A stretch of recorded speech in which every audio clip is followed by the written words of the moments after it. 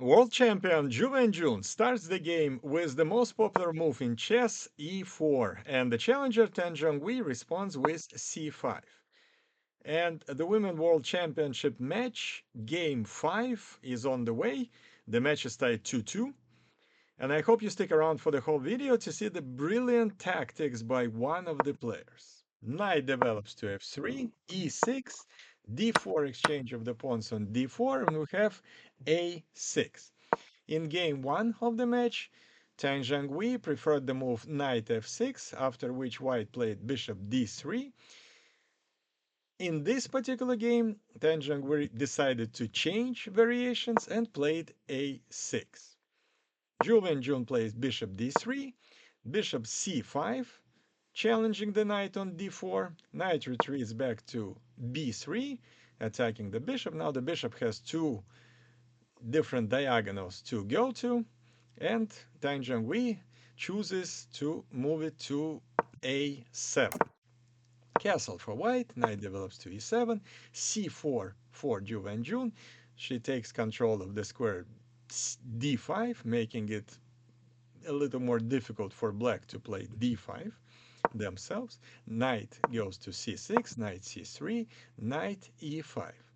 The most basic move for white here is to keep their bishop, light square bishop, and just move it back to a square e2.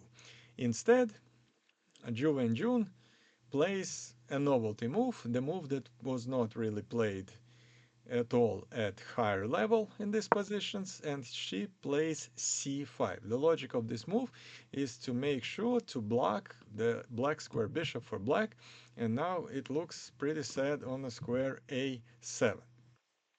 But black can just take the bishop on d3 right now and have a two bishop advantage, although both bishops are not that great at the moment. Tan Zhanghui decides not to do it. She plays knight g6, and bishop just moves back to e2, and now white would like to play f4 with the next move and challenge the knight from a nice square on e5. b5, that's a mistake for black. The problem for black in this position is the bishop on c8. Clearly not in the game, clearly surrounded by its own pawns, and somehow it has to be developed. d6 is not a good move because the pawn would be lost. So the most logical move in this position for black would have been b6. b6, asking white some questions here because they cannot just wait for black to do something because the pawn on c5 would be under attack. If they take the pawn, c takes b6, then queen takes b6, the bishop all of a sudden is alive. So b6 would have been a much better choice. Instead, Tan Zhonghui chooses to play b5, and she didn't really think much about this move, so she probably prepared it before the game.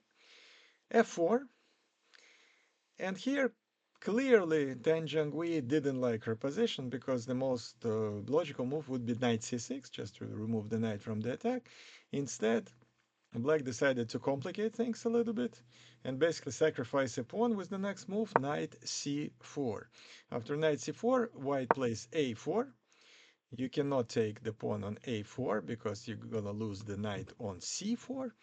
After a4, b4 for Tan Zhonghui, attacking the knight on c3, but obviously losing the knight on c4. Bishop takes c4, and b takes c3. So white is with an extra pawn. Those are double pawns on c3 and c5, but still, it's an extra pawn. The black bishop on a7 still is not in the game, and white's position is clearly better. Interesting enough that after b takes c3, the best move for white was a more aggressive move, queen d4. And we can easily see why. The queen goes to a very active square on d4, where it cannot be challenged by any black pieces. The pawn on g7 is under attack, and if c takes b2, then after bishop takes b2, white's position is completely dominating. So black plays bishop b7, And at least they were able to activate their light square bishop, challenging the pawn on e4. Queen e2 defends that pawn. Again, engine suggests a more aggressive move, queen d4, also protecting the pawn and challenging the pawn on g7. But queen e2 obviously is not a mistake, still a good move. Then Zhangui castles, bishop d3, and f5.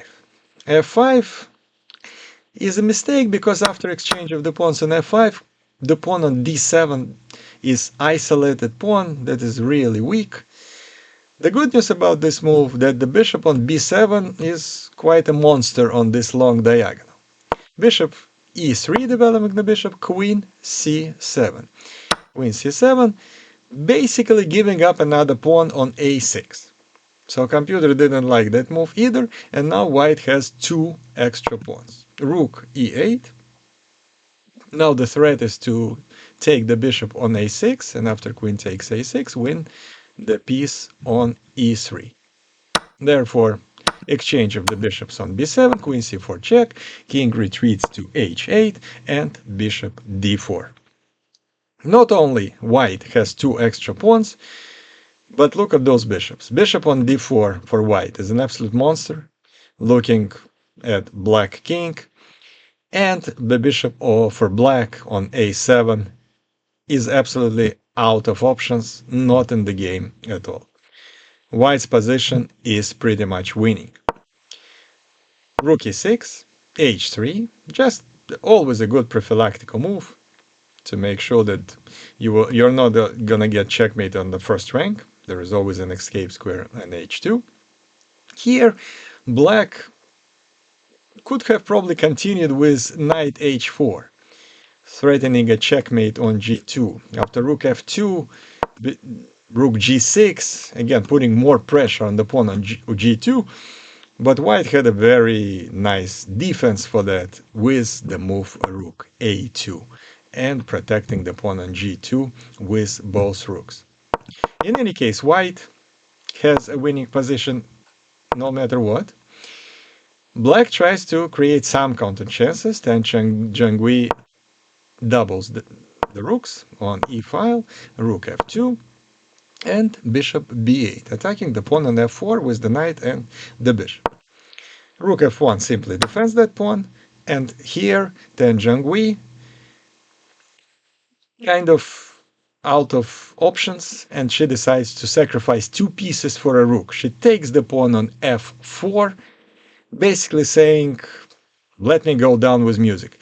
I need to do something. Position is lost. Let me try to come up with some complication, some active play. So after rook takes f4, bishop takes f4, rook takes f4, rook e1 check, exchange of the rooks on f1, queen e4. At least now black has active pieces on the board. They have an active rook, active queen. And there is a checkmate on e1 with the next move if white is not careful. Obviously, Zhu Wenjun doesn't blunder a checkmate in one move. She plays safe, king g1. Queen b1 check, king h2, rook e1. Still not dangerous for white because rook h1 is not a big threat. The king always can escape on g3. Queen d5, that's already a checkmate threat on a8 because the last rank is weak for black. They play h6 to make sure that there is an escape square for the king. Knight d2 attacking the queen, check on h1, king goes to g3, queen e1 check, still not dangerous after bishop f2. And in this position, white is dominating with extra material. Black do not even have a check, so queen e2 and queen d4. White pieces are in perfect harmony here. Everything is protected. Everything is in good positions. Rook d1 attacking the knight on d2. Bishop e3 protecting that knight. King h7. And the pawn simply moves forward to become a queen. Rook e1 attacking the bishop. Bishop f2. Rook goes back to d1 attacking the knight. Bishop goes to e3. Will the moves be repeated after rook e1 and the game would end in a draw? Of course not. White is totally winning, so therefore they cannot repeat the moves. They don't want to do it. Knight c4. Knight c4 protects the bishop on e3. Rook a1, just to make sure that the pawn cannot go so easily. Square on a6 is protected. Knight goes to a very nice square on d6, attacking the pawn on f5. And a rook a2. Now white have to be careful because obviously the big threat is queen takes g2 with the check and possibly checkmate in a couple of moves. Bishop f2 just blocks that file right away. Queen e6, queen f4, king g6, very safe move. King h2 was not necessary, but Zhu Wenjun doesn't want to leave any chances on the table for the black. Queen f6 and knight c4. Now, if queen takes c3, then simply knight e5 check, king h7, queen takes f5. White is totally winning. Zhu Wenjun plays king h7. Bishop goes to a very nice square on d4 attacking the queen. Queen goes to e6. Just need to be careful. The knight on c4 is under attack. Knight goes back to the square d6. Queen g6. Another attempt to checkmate white on a square g2. Queen f3 simply protects that pawn. f4, another desperate attempt to sacrifice the pawn on f4. Obviously, you cannot take the pawn on f4 because you're going to get checkmated in one move. Zhu Wenjun is the world champion. She doesn't allow those thoughts even to enter her head and just moves the pawn forward, a6. Sacrificing that pawn, but taking the pawn on f4. Because the rook was deflected from the pawn on g2, so there is no checkmate threats right now. Queen a2. I'm sorry, rook a2. Tang Jianghui remains persistent. She wants to checkmate white. And again, queen f3, protecting the pawn on g2, queen e6, knight f5, g5 for black, knight goes to e3, d6, and the pawn simply goes forward, c6. 2 squares away from being a queen.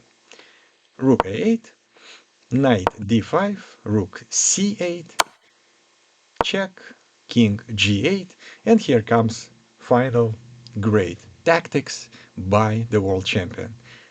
She plays knight e7 check. Knight e7 check. The rook is gonna be lost. But wait a minute, you can take the knight. What will happen then? Queen g6 check.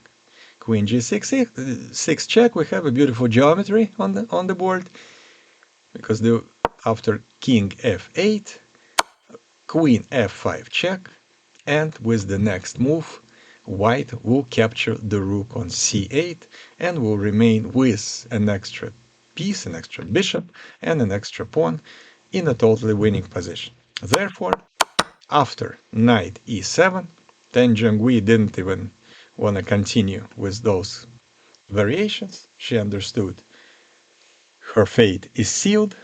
She lost the game. And Zhu Wenjun, the world champion, is leading the match 3-2.